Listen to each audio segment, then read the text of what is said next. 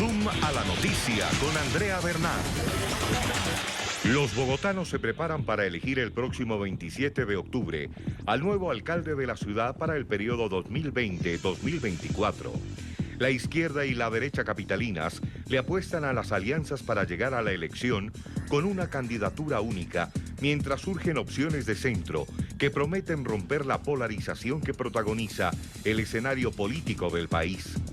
La más reciente encuesta realizada por el Centro Nacional de Consultoría ubica a la ex senadora y candidata del Partido Verde, Claudia López, como una preferencia del 32%.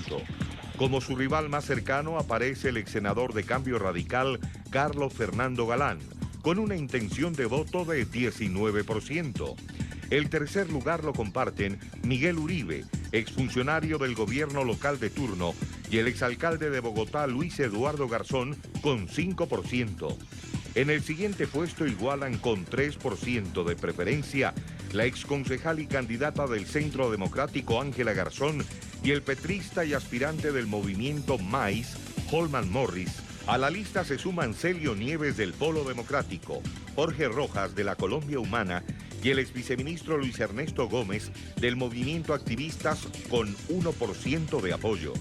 Hoy en Suma la Noticia entrevistamos a uno de los aspirantes a ocupar el Palacio Liébano de la capital colombiana. Así comenzamos.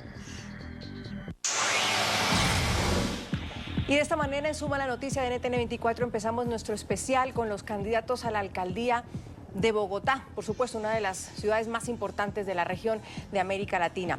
Hoy con Carlos Fernando Galán, que nos acompaña en nuestro estudio. Carlos Fernando, bienvenido. Muchas gracias, Andrea, por la invitación. Un saludo a todos los televidentes. Para Noticias RCN y para NTN 24 tenemos el mundo también puesto los ojos en lo que va a pasar en esta carrera de alcaldes para Bogotá. Y podría decirle que a usted lo conocen como un político de un papá asesinado, de un gran líder que pudiera haber sido presidente de Colombia, asesinado hace ya muchos años por el narcotráfico. Pero ¿quién es Carlos Fernando Galán? Bueno, Andrea, gracias por la invitación, por la oportunidad de poderle contar a los televidentes que nos acompañan, que viven en Bogotá, pero también muchos que tienen familiares en Bogotá y viven en diferentes partes del mundo. Yo estudié en un colegio público en Bogotá, que se llama el Pedagógico Nacional, a raíz de la muerte de mi padre, de su asesinato en el año 89, hace ya 30 años, tuvimos que viajar por amenazas fuera del país. Terminé mis estudios de colegio en Francia, luego hice estudios de universidad en la Universidad de Georgetown en Washington, allá me gradué. Luego empecé a trabajar como periodista, fui periodista varios años, colega. Eso iba a decir, colegas. Fui corresponsal de la revista Semana en Washington, fui redactor de la revista Cambio, editor político del periódico El Tiempo. Tuve una carrera de más o menos 5 años en el periodismo cuando empecé ahí en ese momento mi carrera política. Fui elegido primero concejal de Bogotá en el año 2007, el concejal que ha habido más votado desde que hay votación de voto preferente en Bogotá. Fui además escogido como el mejor concejal por Bogotá Como Vamos en varias oportunidades. Fui candidato a la alcaldía en el 2011, tuve 13%, casi 286.000 votos en ese momento. Luego fui por las denuncias que hice del cartel de la contratación en Bogotá en el año 2010, más o menos 2009, y por el pleito que tuve con mi propio partido, en el que estaba Cambio Radical. Fui escogido en el 2011, yo denuncié a muchos miembros de Cambio Radical, revoqué 300 avales. Fui escogido por el presidente Santos como sala anticorrupción, trabajé ahí cerca de un año largo, y luego aspiré al Senado de la República, y en el Senado fue mi último cargo. Ahí trabajé básicamente temas urbanos, el tema del metro de Bogotá, de cómo crecen las ciudades, de cómo se desarrollan las ciudades, de cómo garantizamos los derechos de la ciudadanía al permitir un desarrollo adecuado, con garantía de acceso a servicios públicos. Fue el énfasis que yo hice como senador de la República, y ahora, después de 12 años de trabajar en política en Bogotá, he decidido aspirar nuevamente a la alcaldía de Bogotá. ¿Y dónde lo ubican a usted? ¿En la derecha, en la centroderecha, ahora hoy por hoy en América Latina, que si no es que la izquierda no existe? Me han invitado ¿Quién es usted? Exacto. Andrea, me han invitado de lado y lado a hacer alianza. ¿Y cuál camiseta lleva? ¿O es camisetero, como dicen en algunos países? Yo hice política, yo soy de pensamiento liberal, no digo partidista, sino de pensamiento ideológico liberal. Hice política en Cambio Radical porque era un partido de origen liberal. Tuve muchas diferencias, renuncié a ese partido el año pasado, diferencias por cuestionamientos que tenían varios de sus miembros. Y tengo un pensamiento que para mí se puede caracterizar como un pensamiento de centro. Para mí es fundamental tener la capacidad de recoger cosas que proponen los diferentes sectores. Hay cosas que ha planteado la izquierda para Bogotá que fue muy importante. Por ejemplo, lo que hizo Lucho Garzón con comedores comunitarios, la política social que hizo Lucho Garzón, que inició él, es fundamental reconocerlo como el origen de la política social fuerte en Bogotá en los últimos años. También creo que hay que reconocer lo que está haciendo Peñalosa en varios temas. Por ejemplo, el esfuerzo que se está haciendo con parques en Bogotá y recuperación de esos espacios para la ciudadanía es fundamental. Lo que se está haciendo en reducción de embarazo adolescente en Bogotá con la actual alcaldía, me parece que hay que mantenerlo y continuarlo. Hay obras de infraestructura que requiere Bogotá, entonces yo lo que he buscado es tener la capacidad de reconocer lo que haya hecho izquierda, derecha y desde el centro apoyar eso para sacarlo adelante. ¿Es verdad que Bogotá es una ciudad de izquierda, Carlos Fernando? Yo creo que es una ciudad, digámoslo así, rebelde. No es una ciudad que le guste que le impongan cosas, no es una ciudad que trague entero, es una ciudad crítica, con una ciudadanía analítica que tiene la capacidad de descifrar las situaciones y que muchas veces ha buscado, digamos, tener una posición alterna, digámoslo así, a lo que ha planteado en la nación. Hemos visto como cuando en Colombia ha ganado un sector de la clase política, en Bogotá ha ganado otro. Entonces eso refleja una independencia que tiene Bogotá de electorado. Yo creo que el centro es la mayoría, eso lo demostró, por ejemplo, Sergio Fajardo en su campaña presidencial, tuvo en la primera vuelta la mayor votación y creo que el ambiente en este momento en Bogotá es a una propuesta de centro firme, con capacidad de asumir posiciones claras, concretas, contundentes, pero sin entrar en una polarización que descalifique a los diferentes sectores. Y eso es posible hoy por hoy en nuestros países y en Colombia, cuando hay una izquierda marcada y un centro marcado en temas, ya lo sabemos, la paz o cómo llevar Bogotá a ser una ciudad sostenible, o el metro, que ya vamos a ahondar en esos temas. ¿Es posible tener alguien de centro en Bogotá? Yo estoy convencido. Porque los resultados electorales en Bogotá demuestran quizás lo contrario. Yo estoy convencido que sí, y ratifico lo que mencionaba de Fajardo en su elección presidencial. Bogotá es una ciudad que ha sorprendido un poco y que ha marcado, digamos, un punto de vanguardia frente a lo que está pasando después en el país. Por ejemplo, en Bogotá fue cuando el nuevo liberalismo de Luis Carlos Galán marcó una tendencia muy importante en los años 80, que rompió ese bipartidismo que obligaba a decidir entre el Partido Liberal y el Partido Conservador. El nuevo liberalismo logró hacerlo. También Bogotá es una ciudad donde han sido elegidos alcaldes que no tenían ningún partido político, ningún respaldo político. Ha roto, en cierta forma, unas tendencias que eventualmente se creían eran inevitables en la política colombiana. Entonces yo creo que hoy, en este momento, lo que la gente está sintiendo, y lo demuestran las encuestas que han marcado un crecimiento de mi candidatura muy marcado en los últimos mes y medio, más o menos 2 meses, y es que la gente quiere una candidatura de alguien que tenga la capacidad de superar un pleito. Es normal el debate y es sano, pero otra cosa es la descalificación, la agresión, el ataque permanente, la descalificación con adjetivos de los demás candidatos. Yo creo que la gente está cansada de eso, de decir todo lo que hizo esto es un desastre, todo lo que dice este es perfecto, y al revés. Eso no nos sirve, eso le sirve a esos candidatos que con su ego buscan lograr votos. Pero lo que le sirve a la ciudadanía es que nos dediquemos a resolver sus problemas. Entonces yo creo que la gente está viendo eso, está viendo una actitud tranquila, responsable, firme, y eso es lo que yo quiero buscar como un candidato de centro. A esta altura todo el mundo está diciendo, bueno, ¿cómo van esas alianzas? Y usted fue ayer en el Twitter, dijo que no voy a participar en ninguna alianza que busque profundizar la polarización en Bogotá. ¿A quién se refiere? Pues es que yo he oído de los dos sectores que se están configurando, la izquierda y la derecha hoy, con quien debo decir, en algunos puntos tengo coincidencias, con el Partido Verde, en otros tengo coincidencias con un sector como Miguel Uribe, en temas específicos. ¿Con el Centro Democrático tiene algunas coincidencias? Hay temas sobre la ciudad que le he oído a Ángela Garzón que me parece que tiene razón, pero les he oído a ellos una actitud también de pleito permanente, de descalificar al otro, de decir, no pueden volver a gobernar los que no sé qué, y el otro dice, están construyendo una propuesta de corrupción para mantener el poder en Bogotá. Yo creo que ninguna de esas dos cosas le sirven a la ciudad. Esta campaña debería ser una campaña constructiva, positiva, de ideas, una competencia de propuestas y de soluciones y no de agravios, no de ataques. Que logremos el voto no por atacar al otro, sino porque las propuestas de cada uno son las que más convencen. Esa es la apuesta mía y en eso me quiero diferenciar de lo que le he oído a esas dos coaliciones que se han formado, la de la izquierda y la de la derecha. Pero cuando usted ve sus números, hace los votos, suma, resta, multiplica y divide, ¿hay que hacer alianzas para llegar a ser alcalde de Bogotá? Yo creo que es importante construir una coalición fuerte, pero tiene que ser consecuente y coherente esa coalición. Entonces vamos a ver si somos consecuentes y coherentes. Si usted Andrea, se ve... Pero en política una cosa importante, en política, la política no es aritmética. 1 más 1 en política no es 2. Hay alianzas que suman, hay alianzas que multiplican y hay alianzas que restan. Entonces eso hay que tener en cuenta. ¿Qué le sumaría a usted? Porque mire, Miguel Uribe y Ángela Garzón dijeron ya que ellos van de alianza y de ahí va a salir uno. ¿Usted estaría dispuesto a hacer una alianza con el que saliera de entre ellos dos? Pues yo por la actitud que les he visto y la posición que han asumido, me parece que sería inconsecuente. Yo respeto la candidatura de ellos, creo que tienen elementos interesantes en algunos aspectos, pero su actitud ha sido descalifiquemos todo lo que no sea nuestra Entonces, propuesta. ¿usted no se ve haciendo una alianza? No me con veo quien haciendo salga? alianza ahí, no me veo haciendo alianza en la izquierda tampoco. Yo quiero construir una propuesta de centro y quienes quieran construir una propuesta de centro están bienvenidos. ¿Usted va a tener o va a mantener su candidatura independiente hasta el final?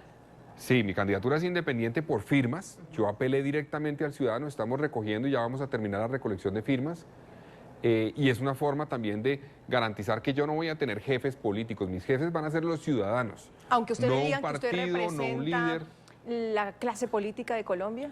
Pues eso tratan de decir para descalificarme, pero yo hice parte de un partido, claro, Cambio Radical, nunca me quedé callado frente a lo que pasaba allí. Cuestionado fuertemente en Colombia por cuestiones de corrupción. Claro, yo fui el que denuncié a Kiko Gómez, yo fui el que revoqué 300 avales, yo fui el que denuncié a Oneida Pinto, yo renuncié a ese partido, no me quedé callado. Hay personas que en la política son expertas en denunciar a los demás partidos o a personas que están en otros partidos, pero se quedan callados frente a lo que pasa en su propio partido. Yo no actúo así, me parece que eso era incoherente. Yo, estando en Cambio Radical, denuncié a quien tenía que denunciar y me salí cuando pensé que yo era una minoría dentro de ese partido frente a lo que el partido pensaba había que hacer en Colombia. Y decidí tratar de construir una nueva opción vía nuevo liberalismo, no me dieron la personería jurídica, entonces lo hicimos por firmas. Y creo que hay un ambiente significativo y creciente de apoyar esa propuesta y eso lo reflejan las encuestas. Usted va segundo en encuestas y nos está diciendo que no va en alianza y que su candidatura va independiente y solo hasta el final. Yo no descarto alianzas de centro. Si hay personas que se consideren de centro. ¿Quién podría aparecer? A ver, no, si hay personas que se consideren de centro. No quiero empezar a dar nombres porque yo creo que hay que respetar a los demás candidatos, pero me parece importante decir, quien quiera sumarse a una propuesta tranquila, propositiva, positiva, que tenga la capacidad de reconocer lo que han hecho los diferentes sectores y construir a partir de eso que han hecho, bienvenidos a una alianza. Pero no quiero construir una alianza diciendo o nos unimos o ganan los peores de un lado o del otro. Eso me parece que no construye nada para Bogotá. ¿Cómo ve usted a Claudia López? Pues yo creo que Claudia ha tenido una visibilidad muy importante porque fue precandidata presidencial, candidata a la vicepresidencia, estuvo al frente de la consulta anticorrupción de la propuesta que ella presentó al Congreso y luego a las urnas. Entonces una candidata muy visible. Le he visto una actitud, le confieso, de descalificación de los demás que me parece que no aporta. Uno no debe descalificar a los demás, creo que hay que respetar a los rivales, hay que señalar cuál es dentro de su propuesta el elemento que ella cree que la hace mejor candidata y no entrar a descalificar a los demás y atacarlos personalmente. Eso no sirve. Yo le hago un llamado y le he hecho un llamado ya varias veces para que esta sea una campaña positiva, no destructiva, ¿Usted cree que no de sirve ataque. al final ese discurso político? Están en campaña y lo pueden usar, descalificar al otro si llegan al poder. Sí, yo la invito. Hemos escuchado a muchos candidatos usar ese discurso quizás violento. Pues yo no voy a decir que el discurso de ella sea violento, pero sí me parece que descalifica sin razón. Yo creo que Bogotá y Colombia ya está cansada de la polarización radical, de descalificar al otro. Yo creo que la ciudadanía en este momento está exigiendo y pidiendo, hombre, sean constructivos, propongan. Llevamos un pleito de muchos años a nivel nacional entre Santos y Uribe. En Bogotá llevamos un pleito permanente entre Petro y Peñalosa. Y mientras tanto la ciudadanía siente que muchas soluciones que requiere en temas como la seguridad, como la movilidad, como el acceso a la salud, a la educación, no se resuelven. Entonces yo digo, discutamos sobre soluciones para esos problemas y no nos dediquemos a atacar al otro como lo han hecho en oportunidades Claudia y también pues los de la derecha. ¿En qué coincide con ella? Con Claudia coincido, yo creo que la importancia de la lucha contra la corrupción. Me parece que eso ha sido una posición que ella ha asumido. Yo también he dado unas batallas fuertes. Yo fui el primero en denunciar el carrusel de la contratación en Bogotá hace ya cerca de 10 años. También denuncié la corrupción en el volteo de tierras, en OSPOT, que es uno de los modelos de corrupción nuevo que hay en Colombia, y es el volteo de tierras para favorecer particulares, enriquecerse sin garantizar los derechos de la ciudadanía que va a vivir en las zonas. Hemos visto en la Sabana de Bogotá el crecimiento desbordado de algunos municipios sin garantizar acceso a servicios, a acueducto, a alcantarillado, a tratamiento de aguas, o a vías, o a educación, o a salud. Entonces, yo he denunciado esa corrupción. En eso coincido con ella, que la corrupción es uno de los retos que tiene Colombia. Yo creo que en Bogotá tenemos un daño institucional por cuenta del carrusel que todavía sufrimos, falta de confianza en la institucionalidad pública de nuestra ciudad. Entonces yo coincido con ella en eso, y he trabajado también como ella en lucha efectiva contra la corrupción, con denuncias concretas frente a las autoridades que han recibido mis denuncias. Y aparte del discurso que ya no lo ha puesto usted sobre la mesa, ¿cuáles son las profundas diferencias? ¿Cómo ven la ciudad distintos ustedes? Bueno, yo veo que Claudia, por una parte, está cayendo en esa discusión polarizante de decir los que han gobernado todo lo han hecho mal, y hay que replantear todo, en cierta forma. Entonces va a llegar a frenar muchos proyectos, es lo que he interpretado de sus declaraciones. Me parece que eso es un error. Yo creo que Bogotá necesita continuidad en algunos aspectos, corregir temas que van mal, sí, sin duda, pero también reconocer lo que va bien. Lo que pasó en Bogotá cuando fueron alcaldes Mocus, Peñalosa Mocus, y se sintió una mejoría, es que hubo continuidad en políticas que iban bien y corrección en políticas que iban mal. No podemos llegar a pensar que el nuevo alcalde tiene que frenar absolutamente todo lo del anterior. Eso nos ha pasado muchas veces y eso no le sirve a la ciudadanía. Tenemos que superar esos egos, creo yo, de pensar de que un proyecto es de Pepito Pérez, entonces por eso hay que frenarlo, o de tal otro, entonces por eso hay que mantenerlo, sino que ver qué proyecto le sirve a la gente y lo continuamos. Yo, por ejemplo, creo que hay que hacer los cables en Bogotá que no se hicieron, solamente se hizo el de Ciudad Bolívar.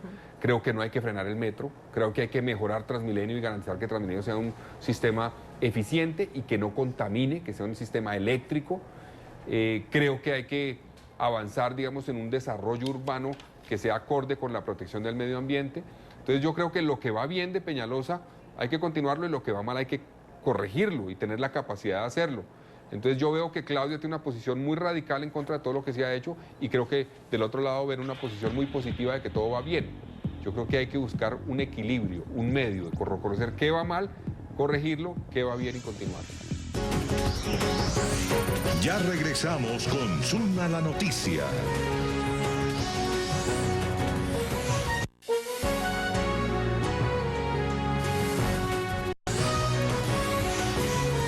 Continuamos con Zoom a la noticia. Carlos Fernando Galán Pachón nació en Bogotá el 4 de junio de 1977. Es el menor de los 3 hijos del reconocido político colombiano Luis Carlos Galán, asesinado en 1989 por el cartel de Medellín, mientras se posicionaba como uno de los aspirantes más fuertes a ganar la presidencia del país en los 90s.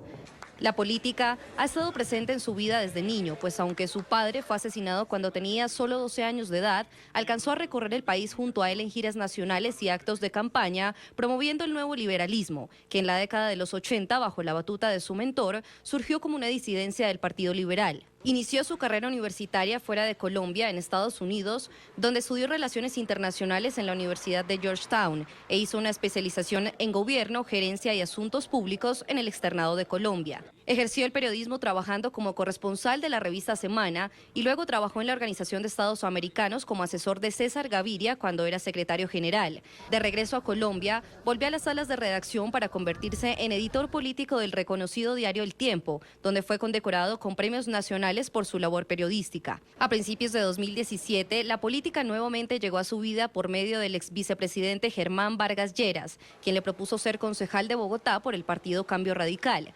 A finales de ese mismo año, Galán terminó siendo elegido para este cargo con 48.000 votos. Allí, junto con otros concejales, se convirtió en uno de los principales promotores de debates de control político y desde 2009 comenzó a denunciar irregularidades en la contratación pública. En su paso por Cambio Radical, fue director nacional del partido durante 4 años. Allí tuvo que lidiar con varios escándalos que llevaron a su renuncia en 2015. Galán fue además senador de la República entre los años 2014 y 2018. Allí su trabajo legislativo se enfocó en los problemas urbanos. El 23 de abril de este año, Carlos Fernando Galán lanzó formalmente su candidatura a la alcaldía de Bogotá, con la pretensión de convertirse en una opción de centro que vaya por el medio de las coaliciones de izquierda y derecha. Me ayuda usted a entrar al siguiente tema. ¿Cómo ve la alcaldía de Peñalosa? Muy fácil es uno desde afuera mirar lo que no ha hecho uno en estos años. Sin embargo, si tuviera que hacer un diagnóstico, ¿qué dice usted de esa alcaldía? Peñalosa primero ha tenido aciertos. Ya mencionaba yo algunos: reducción de homicidios, reducción de embarazo adolescente, el esfuerzo con los parques, destrabó muchos proyectos que en Bogotá estaban trabados, que todavía tienen, digamos, un reto para concretarse. Obras de infraestructura que requiera la ciudad, vías, las entradas y salidas de Bogotá están pendientes de que concrete esas obras que ha prometido. También el metro, pues, ha avanzado en muchas etapas para que se pueda hacer el proyecto. Yo creo que hay que apoyar que se haga ese proyecto metro rápido, pero creo que ha cometido errores. La forma como Peñalosa ha planteado, por ejemplo, la discusión con la ciudadanía y con los críticos frente a temas como el ambiental, lo han llevado a que no haya un diálogo constructivo. Él planteó una posición sobre la Van der Hamen que llevó a que los expertos ambientalistas no quisieran ni siquiera sentarse a negociar o a discutir cómo se puede, digamos, hacer garantizar que se puede permitir un desarrollo urbano sostenible, que no afecte elementos fundamentales de la estructura ecológica principal de Bogotá, pero que nos permitan controlar el crecimiento de la huella urbana que tiene Bogotá, no solamente pensando en la ciudad, sino en el entorno de la sabana de Bogotá, que en cierta forma es parte de la huella urbana de Bogotá. Entonces yo creo que él se ha equivocado en eso, y eso es un reflejo un poco de una equivocación también mayor, y es el alcalde no ha tenido una actitud constructiva con sus críticos, de oír a la ciudadanía, ha tratado de imponer muchas cosas, y yo creo que un alcalde tiene que tener la capacidad de dialogar más, de oír más, de discutir más y de replantear cosas que considere estén equivocadas después de ver las inquietudes de la gente.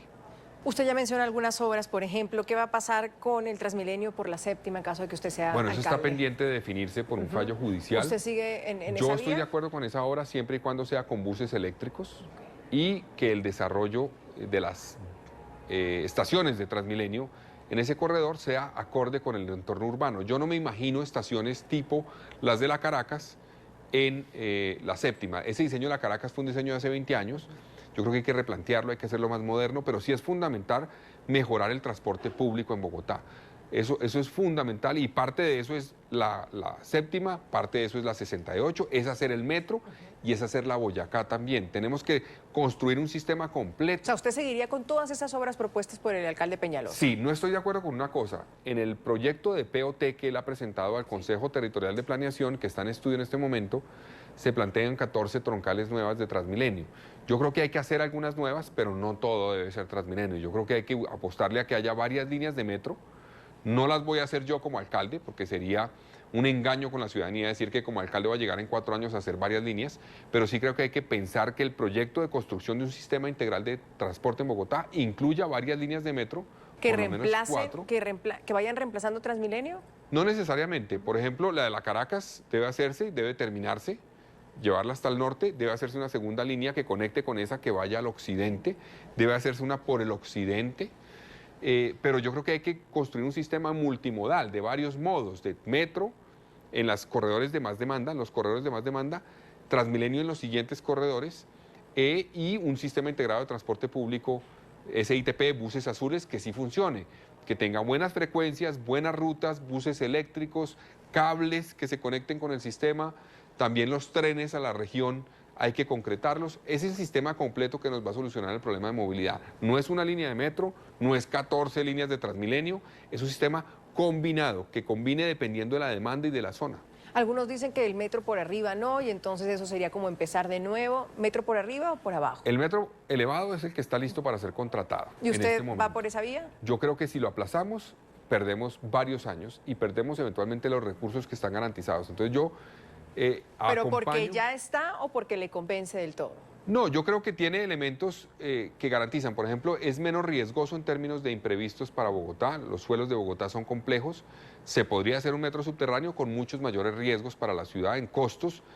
Por ejemplo, el metro, como estaba proyectado en el estudio que hizo la alcaldía anterior, incorporaba que a partir de la calle 45 más o menos hacia el norte no se hiciera por tuneladora, sino que se hiciera con pantallas, es decir, abrir un hueco de 26 metros de profundidad a todo lo largo de la vía para después cerrarlo. Eso en Bogotá es muy complejo por los problemas que tenemos de conocimiento de redes, de suelos.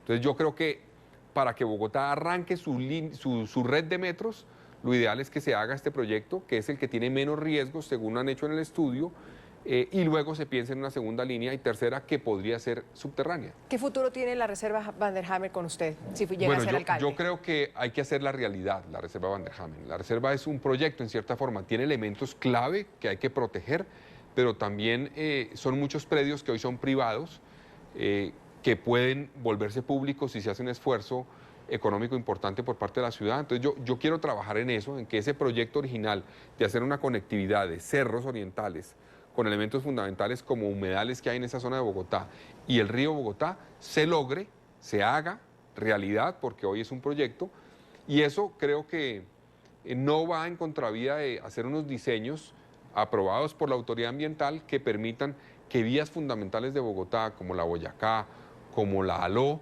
se hagan por esa zona, atraviesen siempre y cuando el diseño proteja los elementos fundamentales de la reserva. Hemos hablado de movilidad. Hablemos de un tema que sin duda ocupa mucho a Bogotá, a Colombia, en la región, el tema de los venezolanos. ¿Con qué propuesta o con qué ideas en su cabeza llega usted con el tratamiento de la migración venezolana, sobre todo a la capital? Bueno, primero yo creo que la actitud del alcalde Peñalosa ha sido positiva en ese aspecto, ha sido una actitud de darles la bienvenida. Venezuela está en una situación crítica, dramática por la situación política que vive, por la dictadura de Maduro. Y yo sí creo que es fundamental que Colombia y Bogotá seamos solidarios con los venezolanos, así como lo fueron ellos cuando muchos colombianos se fueron a Venezuela hace unas décadas. ¿Pero eso es sostenible? ¿En qué momento está la ciudad? Segundo, ¿Cómo lo recibiría usted con el tema de migración? Es un reto, se habla de cerca de 300.000 venezolanos en Bogotá, yo creo que puede haber más. Lo primero es lograr regularizar su situación en Colombia. Hay que lograr que estén regularizados, porque también eso les permitirá integrarse a la economía formal, no terminar eventualmente en situaciones de vulnerabilidad y de riesgo, como ocurre muchas veces, de que los contraten sin garantizarles sus derechos, por ejemplo, o que eventualmente sean cooptados o llevados a redes de delincuencia. Hay que evitar eso como sea. Entonces, el trabajo es regularizarlos, primero que todo.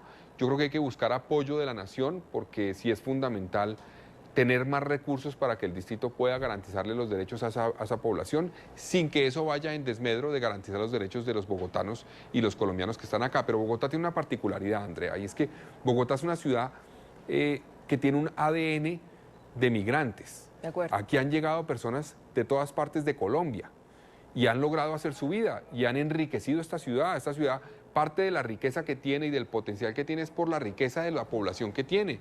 Aquí han llegado boyacenses, cundinamarqueses, costeños, del Caribe, del Pacífico, de la Amazonía, en fin, de todas las regiones. Entonces yo creo que tenemos que apelar a ese ADN receptor de migrantes que nos ha permitido darle oportunidades a ellos. Yo creo que si uno pregunta aquí en el set de NTN, a los que trabajan, la mayoría tienen una familia que viene de otra región del país.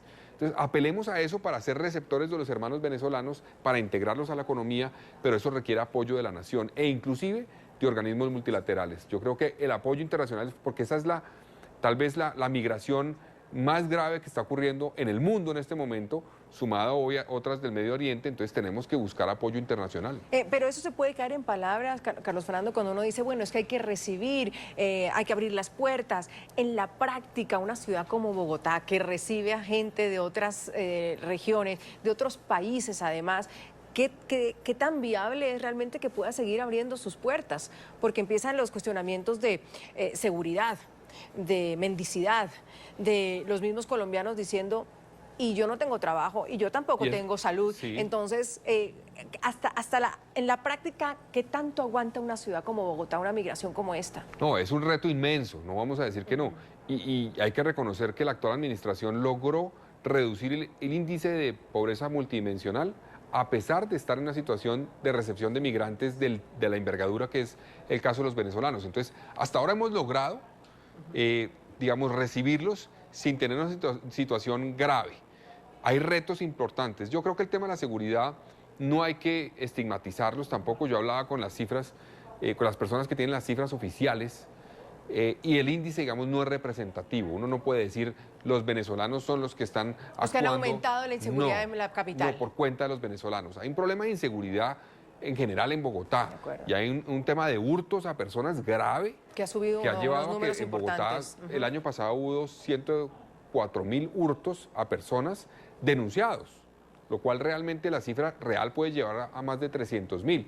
Entonces, yo creo que no hay que estigmatizarlos. La clave es que tengamos la capacidad de irlos integrando a la economía. No todos se van a quedar acá, muchos terminan yéndose a otras ciudades del país o inclusive a Ecuador o a Perú, pero Bogotá debe tener, digamos, una política receptora pidiéndole a la nación que nos apoye en ese sentido, que nos apoye con recursos, porque esto vale mucha plata. Yo le he oído al ministro Carrasquilla hablar de cifras de 5 billones de pesos para la nación. Yo creo que Bogotá debe recibir la mayoría de eso, un porcentaje importante, teniendo en cuenta el número de venezolanos que están llegando a Bogotá. Usted califica a Maduro como un dictador, lo escuchaba antes. ¿Usted se sienta firme en decir que la única salida de esto es que Maduro salga del poder? Pues yo creo que es evidente. En Venezuela no hay separación de poderes, hay persecución a la oposición, hay violación de derechos humanos constante por parte del régimen. Es evidente que ahí no hay una democracia. Mediante una negociación, sentados a conversar. Pues yo creo que hay que buscar que se evite un derrame de sangre mayor al que ya hemos visto, porque hemos visto ya violencia en Venezuela. Hay que buscar una fórmula diplomática y presión diplomática, pero sí hay que buscar que haya una salida que restablezca la democracia en Venezuela, porque hoy no hay democracia en Venezuela, evidentemente. El sucesor del alcalde Enrique Peñalosa enfrentará el desafío de dar continuidad a las políticas de la actual administración o hacer borrón y cuenta nueva. Si bien los indicadores recientes muestran algunos progresos en materia de seguridad y movilidad, aún hay un largo camino por recorrer para ofrecer una solución estructural a los problemas que más preocupan a los bogotanos. Según un informe del Ministerio de Defensa, entre el 1 de enero y el 6 de junio de 2019, los homicidios en la capital colombiana registraron una disminución del 8% en comparación con el mismo periodo del año anterior. La cifra bajó de 461 casos a 422. El hurto a residencias descendió 22% y el hurto de automóviles bajó 12%. Sin embargo, la extorsión aumentó 25% y el hurto a personas registró un incremento de 20%. Cifras del distrito indican que entre enero y junio del presente año se robaron en Bogotá 27.628 teléfonos celulares. Aunque esta estadística muestra una disminución del 14% con respecto a 2018, en promedio se roban diariamente 264 dispositivos móviles en la ciudad. El balance de medicina legal sobre violencia contra niños, niñas y adolescentes es preocupante. Bogotá ocupa el tercer lugar en el país con una tasa de 174 casos por cada 100.000 habitantes, superada solo por los departamentos de Casanare y Meta. Mejorar la movilidad en Bogotá será otro de los grandes desafíos para el próximo alcalde. Según el índice de tráfico TomTom 2018, la capital colombiana es la segunda ciudad más congestionada del mundo, entre las 403 ciudades evaluadas en 56 países, superada solo por Bombay en la India. El proyecto del Metro de Bogotá ha sido bandera de al menos 5 administraciones. La ejecución de la gran obra de infraestructura que promete ser la solución para la movilidad de la ciudad quedará en manos del nuevo alcalde. De mantenerse el actual cronograma, la primera fase del metro entraría en operaciones entre 2025 y 2026. Mientras tanto, la alternativa sigue siendo el Transmilenio. Recientemente entraron en circulación 336 unidades de un plan que contempla la incorporación de un total de 1.441. El proyecto para mejorar la movilidad también contempla mejoras ambientales. El Transmilenio genera actualmente 1,8% de emisiones contaminantes de la ciudad y con la incorporación de las nuevas unidades eléctricas se estima bajar esta cuota a 0,3%. Otros temas que preocupan a la ciudad y al país fue el fallo de la Corte Constitucional frente al tema de la dosis mínima. Y hay un debate que lo hicimos aquí en un Suma la noticia de la semana pasada, de un proyecto de prohibir a los fumadores en los parques de Bogotá.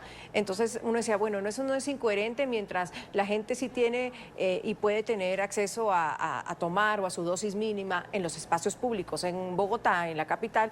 querer sacar a los fumadores. ¿Usted cómo ve ese proyecto que se está impulsando en el Consejo? Varias cosas. Uno, el fallo de la Corte que me sorprendió, que no compartí inicialmente, es un fallo que dice que no se puede hacer una prohibición general en el país de consumo en espacio público.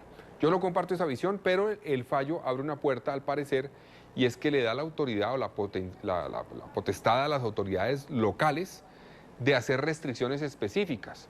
Entonces, eso le da la posibilidad a Bogotá, bien sea a través del Consejo de Bogotá o la alcaldía misma, de tomar decisiones con base en ese fallo, de decir, ok, no vamos a hacer una prohibición general en el espacio público de Bogotá, pero yo sí creo que, por lo menos, los parques del distrito y el entorno escolar, no solamente el colegio, sino alrededor del colegio y los corredores que llevan a los niños a los colegios, debe y se puede prohibir el consumo de drogas. No porque esto me lleve a mí a tener una política en temas de drogas que sea simplemente persigamos al que consume, porque yo creo que esa política no es efectiva.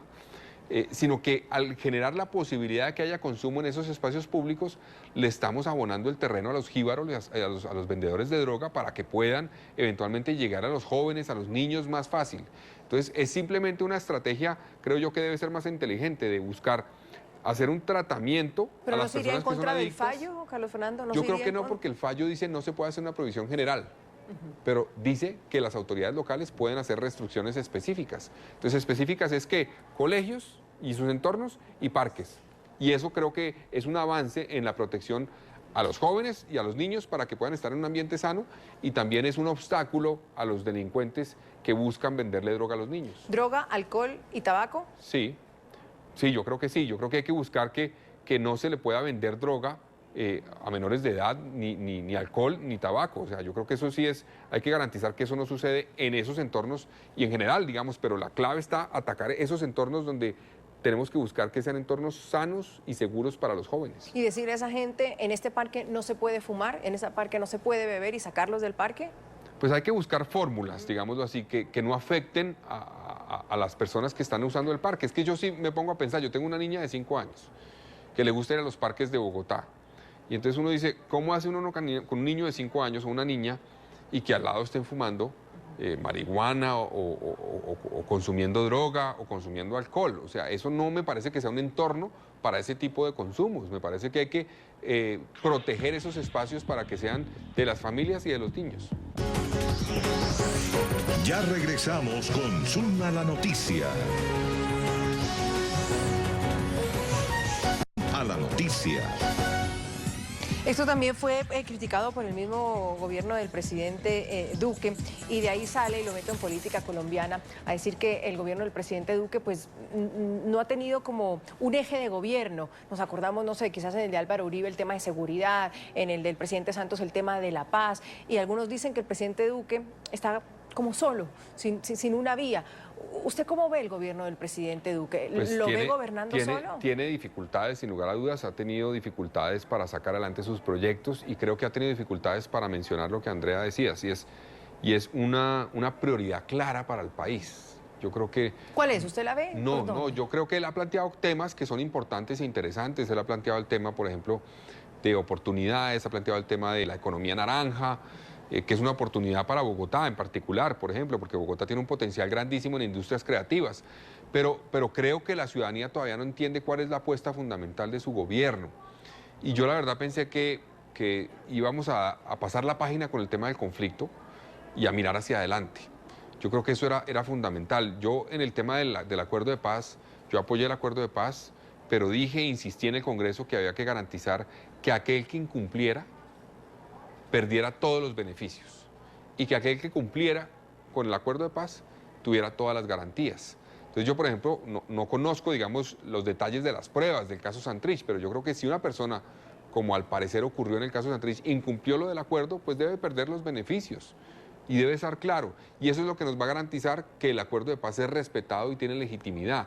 Que si alguien incumple, pierde los beneficios; si alguien cumple, garantías totales. Entonces yo pensé que con esa política y esa visión, este gobierno iba a poder mirar para adelante, pero lo veo enfrascado en unas discusiones que realmente me parece que nos mantienen atados a un pasado que deberíamos superar.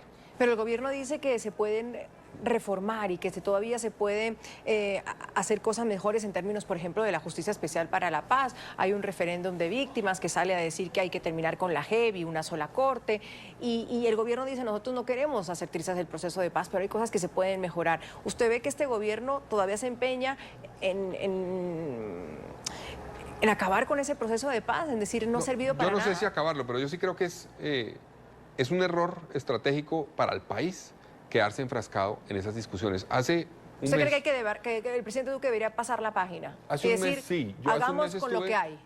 con el exalcalde de Barcelona, Joan Clos, que tuve la oportunidad de conocer aquí en Bogotá, que fue alcalde de Barcelona durante un periodo importante y fue director de ONU Habitat.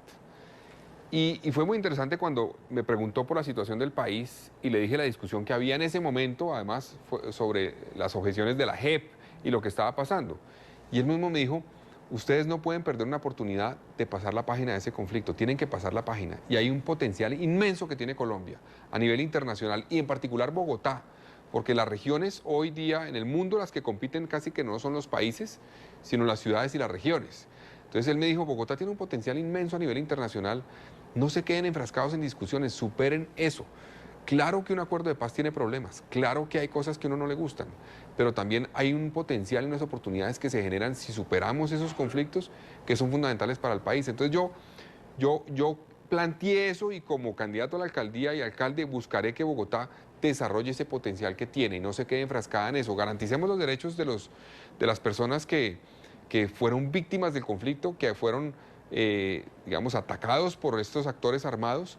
También démosle garantías a los que han cumplido el acuerdo de paz y caigámosle con todo el peso de la ley a los que han incumplido, pero miremos para adelante. ¿Cómo sería su relación con el gobierno en caso de llegar a la alcaldía? Bueno, yo tuve una relación constructiva y positiva con el senador Iván Duque, cuando fui senador también. Fuimos compañeros y compartimos en varias ocasiones debates que hicimos juntos, proyectos de ley que hicimos juntos y que presentamos y discutimos juntos en el Congreso. Entonces yo quiero tener una actitud constructiva con el gobierno. Yo estoy convencido de que podemos tener un diálogo que le sirva a Bogotá, que le garantice a la ciudad, por ejemplo, los recursos que se requieren para proyectos fundamentales, que en el tema de seguridad yo voy a tener un liderazgo como alcalde muy fuerte para que esta ciudad recupere la seguridad y se sienta nuevamente un esfuerzo de reducción de delitos que afectan al ciudadano en el transporte público, en las calles, y eso requiere un trabajo en equipo con el gobierno nacional. Entonces yo estoy listo a trabajar con el ministro de Defensa, con el gobierno nacional, con el presidente Duque. No tendré ningún problema y no voy a poner, digamos, discusiones que haya habido diferencias en el pasado por encima de los intereses que van a ser de Bogotá. La gente de Bogotá no le importa si el alcalde tiene o no diferencias por algo que ocurrió hace 7 años con el gobierno nacional, sino si se puede poner de acuerdo en resolver el problema de seguridad y va a trabajar en llave, y yo voy a trabajar en llave con Duque. Hemos hablado de cosas que ya existen, que hay, de proyectos que usted continuaría, que cuestionaría. ¿Con qué propuesta llega Carlos Fernando Galán a la alcaldía de Bogotá? ¿Qué lo hace diferente? Bueno, yo tengo muchos proyectos en muchos temas y prioridades fundamentales como la seguridad, como mejorar la movilidad. Bueno, así como hablábamos que el presidente Iván Sí. Duque no le ve usted con una Yo creo visión que de gobierno, ¿cuál sería la suya? Hay que dar un salto en Bogotá a una ciudad que tiene un potencial inmenso de ser una ciudad competitiva, moderna e innovadora. Para eso quiero trabajar. Muchas veces se habla de los temas fundamentales como seguridad, como movilidad, pero no se habla de un tema que para mí será fundamental, y es cómo logramos que esta ciudad genere oportunidades de empleo, y de empleo en una economía que sea moderna, innovadora, que tenga la capacidad de competir con otras ciudades del mundo en esa economía, digamos, de tecnología, vinculada a la tecnología. Yo le voy a apostar a eso. Y eso requiere un trabajo importante en el sistema educativo, que es un sistema educativo pensado desde ese punto de vista, en que haya una conexión del Estado, el distrito, con las universidades. Bogotá es una ciudad de universidades, de formación, de educación, de conocimiento, pero eso no se conecta bien con la economía.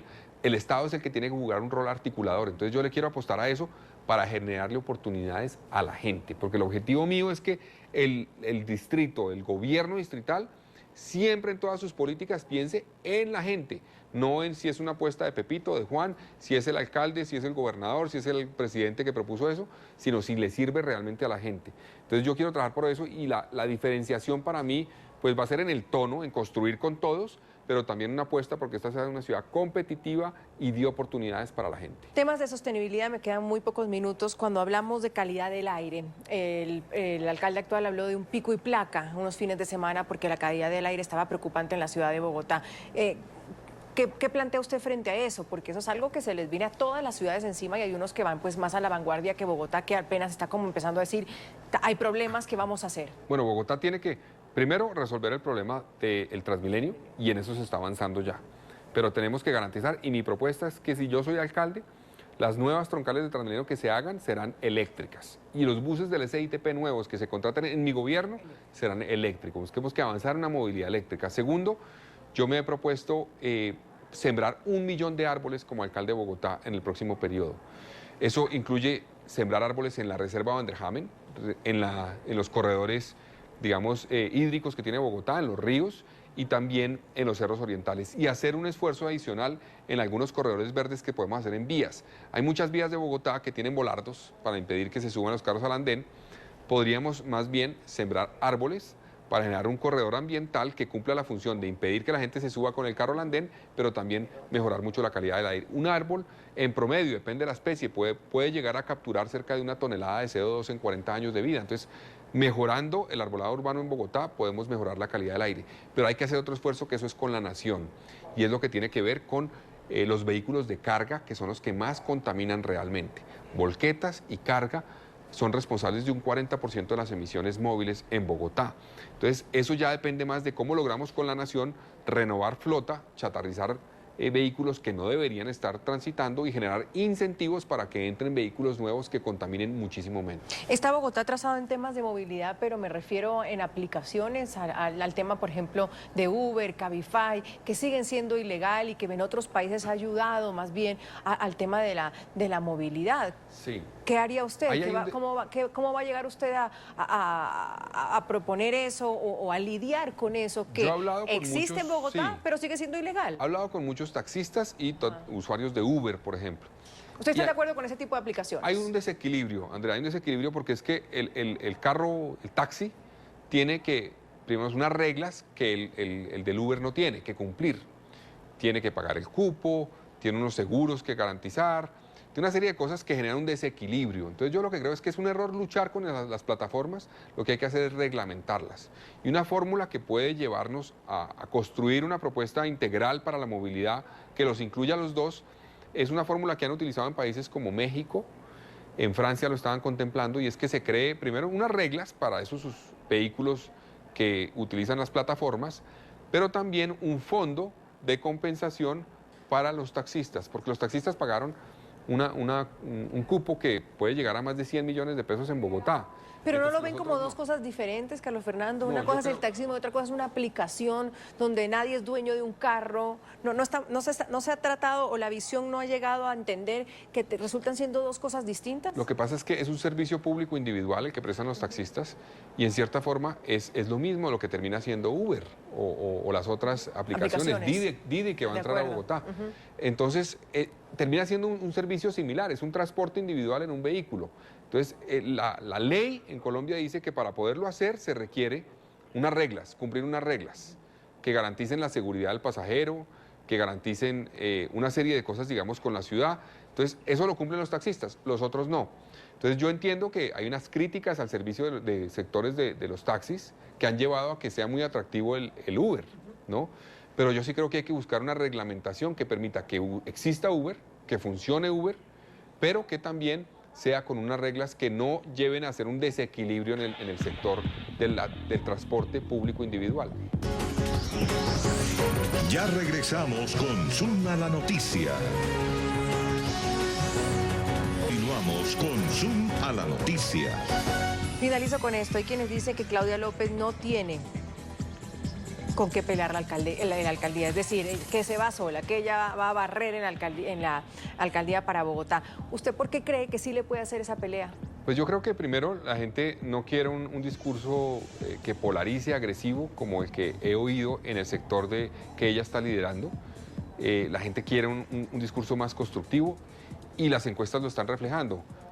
Para citar simplemente la del Centro Nacional de Consultoría, en abril ella tenía una ventaja sobre mi candidatura de 38 puntos tenía 47, yo 9. En cuestión de 2 meses me lancé y la ventaja se redujo de 38 a 13.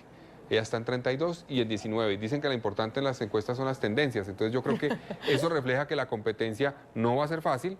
Para mí siempre será respetuosa la competencia, pero va a ser por lograr, digamos, conseguir la mayor cantidad de apoyos. Para mí, sobre la base de una propuesta positiva, esperanzadora para la ciudad. Carlos Fernando Galán, candidato a la alcaldía de Bogotá, el primer candidato aquí en NTN 24 en Suma la Noticia, también para Noticias RCN. Un gusto haberlo tenido, muy amable. Muchas gracias por la oportunidad. Gracias.